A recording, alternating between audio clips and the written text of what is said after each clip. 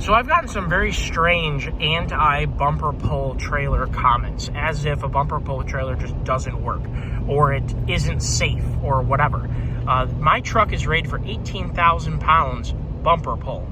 It also happens to be rated for 18,000 pounds gooseneck. So clearly Ford thinks that it's safe. Right now we are tootling along as if nothing is going on, with about 12K behind us, with bumper pull, about 6,000 pounds of trailer and at least 6,000 pounds of truck. It may be a little bit more than that because I don't know how much it weighs off the top of my head, but CUCVs have really big frames and a lot of reinforcement and a lot of steel shackles and all kinds of crazy stuff on them. They are heavy. And the bumper pull, this is a 26-foot Diamond C triple axle bumper pull deck over trailer. And it is as smooth as it can be rolling down the road. And as you can see, the truck is pulled forward. There's enough deck room to properly align the truck on the trailer to have the right amount of tongue weight and the right amount of axle load, where it is extremely stable going down the road. There's absolutely no concerns or discomfort driving this way. Why in the world do I like bumper pull so much? Well, the thing about it is any of my vehicles can move a bumper pull. I don't need to have a gooseneck in every single one of my vehicles I want to move a trailer with it. If I just want to move it from point A to point B, my family Expedition moves this trailer without any issue. It is within its towing capacity, and more importantly, it tows actually empty quite well behind the Expedition. So it's nice to be able to just move a trailer if you needed to move it, whether it was 100 yards or 100 miles. Or 200 miles or 300 miles, doesn't matter. The Expedition has no problem doing it. Any half-ton truck should be able to handle this trailer empty just to get it around. Any one of my trucks is going to be able to handle pulling this thing. I don't have to have a gooseneck setup in order to haul it. Another thing, I end up in situations, sticky situations like I was just in today, where I missed a turn to turn down a tiny alley to go pick up this truck. And I had to do on one of those Ohio dirt roads that isn't quite 2 lanes wide, or not dirt road, cement road, but paved over cement nonsense, like a 1.5 lane road, backing the truck up and turning it around and getting it straight again. In somebody's driveway that was exactly 1 width wide. So I pulled in the driveway, backed up, cranked the trailer over, pulled it back on the road, and then pulled straight out with 1 pass. You can't do that with a gooseneck because the off tracking of the truck and the off tracking of the trailer is going to end up putting you off to the side. I really like bumper pulls because I can wiggle them in really, really, really tight places because they respond extremely quickly to the movement of the wheel because of how far the trailer hitch is from the pivot point of the truck. A gooseneck, in theory, is going to be right on top of the rear axle. That is where the truck is pivoting. So the truck has to move a long way, left or right, to make the trailer start to turn left or right. The trailer hitch is usually about 3 feet, 4 feet behind the center line of the axle. So that eccentric allows for a huge amount of articulation or quick movement of the tongue of the trailer, and it allows me to get it into tight spaces. So I absolutely adore bumper pulls. They are what I, in general, prefer. I have used goosenecks. Sure, they ride well. Sure, they're easy to load.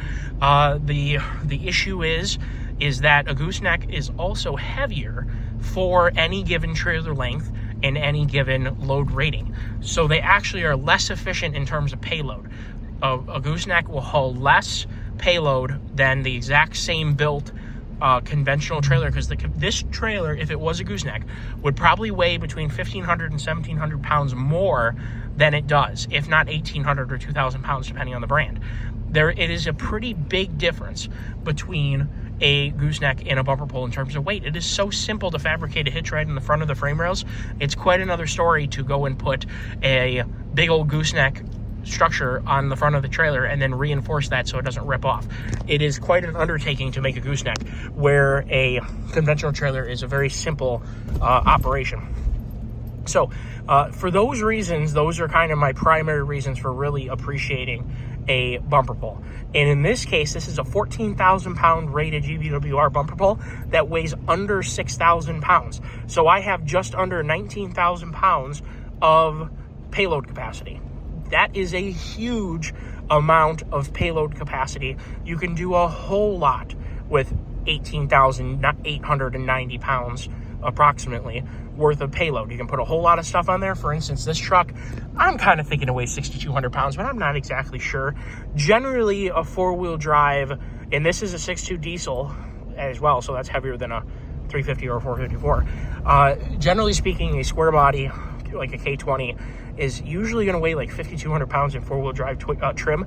But given the heavy frame, the Dana 60, and then all the other reinforcements, bumper-wise, the pintle setup, all the towing points and lifting points, so they could lift these things up with helicopters or cranes or what have you, and strap them down onto ships and whatnot, it's got some pretty serious reinforcement in different places. So I'm not exactly sure how heavy it is, and I wouldn't doubt, based upon just the way it feels to drive, I wouldn't doubt 6,200 pounds. I would like to find out. Maybe we'll get it on the scale. But that weight isn't even hardly flinching this trailer. The other nice thing about the triple axles is it takes a lot of load off the trailer hitch and off the truck, as opposed to this exact trailer, say it had two 10Ks. The towing performance would be totally different if it was a twin axle versus a triple axle. In the bumper pole configuration, this is just so easy to live with and deal with. It's so comfortable. I could drive this thing for hours and hours and hours on end. And in fact, I have like 200 miles yet to go. So definitely going to have hours and hours yet on end to get home, and that's okay. We're going to slow and steady wins the race, because that is what's most important. I hope you guys enjoyed the video.